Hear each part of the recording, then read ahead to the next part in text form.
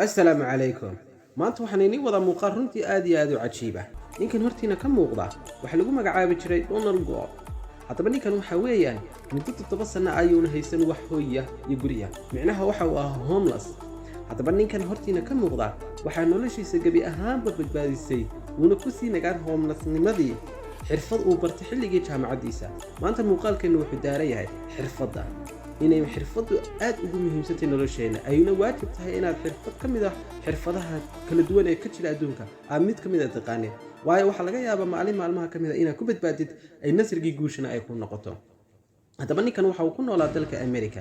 ninkan nolol aad u fiican ayuu haystay, noloshiisii oo dhan gebi ahaan way ka burburtay. ninkan ayaa ninii wada qisadiisa cajiibka ah ee la yaabka lahayd ee adduunka dhanba ka fajicisay ee ku soo dhawaada muuqaalkeena maanta. I've been homeless about 6 or 7 years. ninkan magaciisa waxa lagu magacaabaa Donald Trump. waxa uu kamid ahaa ciidamadii Mareykanka.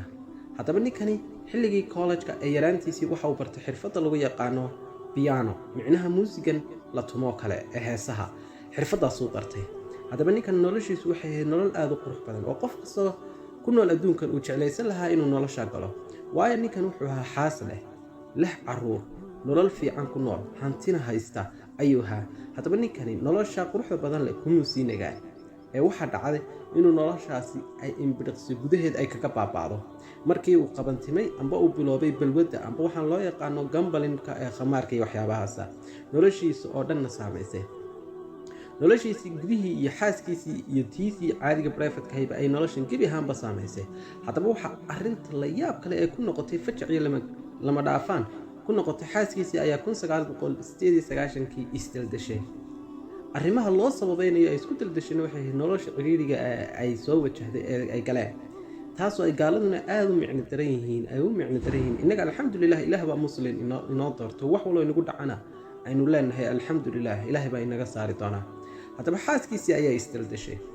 noloshii ayaa isna ku soo furantay ciriiri iyo stress kale maadaama xaaskiisii uu jeclaa uu waayay.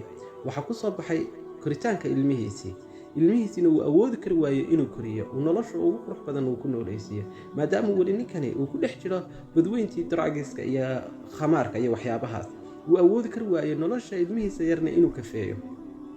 ninkani wuxuu hanti lahaaba waxa uu ku dhameeyay sidoo uu ciyaarayay gambalan iyo khamaar iyo balaayo iyo jinka uu ku dhex jiray ayuu noloshiisa gabi ahaanba soo gabagabay. waxa ugu dambeysay hantidiisii guriga ahaydna gurigiisina waa uu waayay waana uu laskareeyay.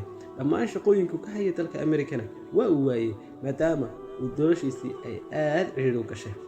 haddaba ninkani isagoo jira daada 11 jirka ayaa waxa dhacay inuu noloshiisii markii ay ka wada burburtay uu 7 sanana ahaa homeless aan guri iyo hoy lahayn ayaa waxa dhacday markii daada soo gaaray 11 jirka in noloshiisu ay siday ahayd iska bedesho, oo micnaha xirfadii uu soo bartay yaraantiisii xilligii jaamacadda uu dhiganayay ee ahayd piyaanada inuu ku badbaado. haddaba maalmaha kamid ah ayaa waxa dhacay in meelaha public ah ay dadku isugu yimaadaan uu ku arkay gitaarkii yaalay amba bahalka muusiga lagu tumo oo yaal. halkaas ayuu muusig kala duwan u ka tumay. haddaba halkaa waxaa ka dhacay fiidiyooyo laga kala duubo. fiidiyooyadii ayaa loo adeegsaday in la geliyo social media. dhammaan fiidiyooskii la geliyo social media amazing waxa ay jireen view qeyrul xada falcalin qeyrul xada dhammaan 2 days wali gudaheed ay ku jireen. haddaba dhammaan dadkii bulshada ayaa ku soo ururay ninkan, waliba dadkii deegaanaha isaga uu ka sii jeedana waxay u soo ururiyeen lacag gaaraysa ilaa $40,000 ayay u soo ururiyeen. waxa uu helay shaqooyin fiican, waxa uu iska bedelay dharkii iyo duruufihii adkaaya uu ku noolaa. waxay noloshiisa gabi ahaanba isku bedeshay si aad u qurux badan ilaa uu isagii yidhiba malaha dib ayaaban u soo noolaaday. isagii baa masaa yidhiba oo nolol cusub ama dib u galay. What you're about to see will give you faith in humanity, because this video changed this homeless man's life forever.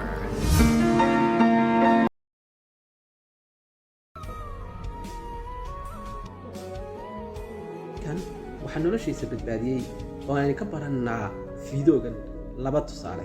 haddaba dadka koobaad haddii ay soo qaadano dadka maanta hareeraheena fadhiya micnaha ee tuugsada amba dawarsada inayna maanta eegno qaybta caawinta waa sax oo walaalahayna way caawiyaan, laakiin haddana in la baadho xirfadaha ay leeyihiin. waxa laga yaabaa community-ga Soomaalida meel wala ay degan yihiin in xirfadda uu qofkaasi leeyahay lagu wada badbaado laga yaabaa, waayo dad baa laga yaabaa inay leeyihiin hooyin aad u sareeya oo community Soomaalida kor u qaadi lahaa sumcaddooda iyo waxa muhiim ah mar walba dadka hareeraheena taagan ee dawarsanaya in xirfadahoodana la eego si looga faa'iidaysto oo waxna bulshada ugu taraan iyaguna horumar ka sameeyaan sidoo kale waxaan kala baxaynaa waxaan la idhaahdo skillka amba xirfadu inay aad u muhiim tahay noloshaada ayna waajib tahay inaad xirfad yeelatid inaad maanta jaamacadda medicine aad dhammaysatid waa reerkaaga amba shaqadaada laakiin aad xirfad yeelatid oo makaaniga oo electricity-ga electronicski dhismihii makaan wixii oo dhan aad koobsatay xirfad ka mid ah aad baratid drivingkii sportiskii nooc walba oo ay tahay xirfaduhu kala duwan aad xirfad ka mid ah qabsatay waxa laga yaabaa maanta inaad shaqo fiican ku noosho laakiin bari in laga ari karay laakiin xirfadaada aad saadaba ku badbaadaysa laga yaabaa